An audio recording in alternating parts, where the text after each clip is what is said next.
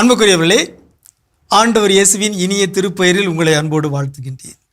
இயேசுவின் ஆளுமை என்னும் தொடரில் இயேசுவின் அறிவாற்றலை பற்றி நான் உங்களோடு பகிர்ந்து கொண்டிருக்கிறேன். இயேசுவின் அறிவாற்றலின் ஒரு பண்பு புரிந்து கொள்ளும் தன்மை. ஆங்கிலத்தில் அண்டர்ஸ்டாண்டிங் என்று சொல்கிறோம். புரிந்து கொள்வது என்பது ஒருவருடைய ஆளுமையின் ஒரு பண்பு, அறிவு தளத்தின் ஒரு பண்பு.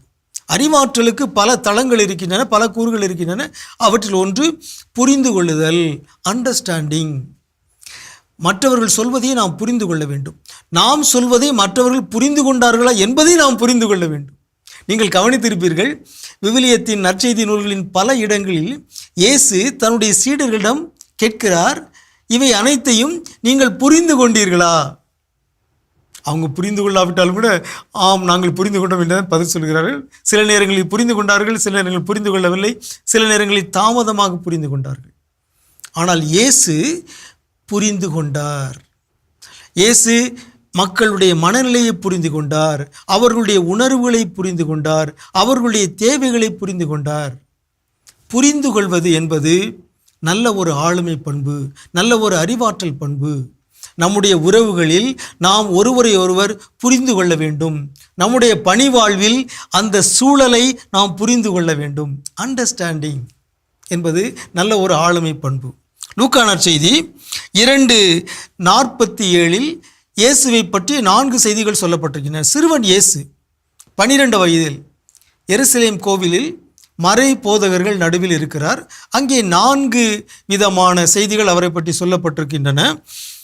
அவர் சொல்வதை கேட்டுக்கொண்டும் அவர்களிடம் கேள்விகள் எழுப்பிக் கொண்டும் இருந்தார். அவற்றை கேட்ட அனைவரும் அவருடைய புரிந்து கொள்ளும் திறனையும் அவர் அளித்த பதில்களையும் கண்டு மலைத்து போயினர். அவருடைய புரிந்து கொள்ளும் திறனை அதை கண்டே அவர்கள் மலைத்து போனார்கள் என்று சொல்லப்பட்டிருக்கிறது. எனவே 12 வயது சிறுவனுக்கு அந்த மறைநூல் அறிஞர்கள் சொல்லுகிற அந்த மறை கருத்துக்கள், இறையியல் கருத்துக்கள் புரிந்து கொள்ள முடியுமா? ஆனால் இயேசு புரிந்து கொண்டார். அதுதான் அவருடைய அறிவாற்றல், அதுதான் அவருடைய ஞானம்.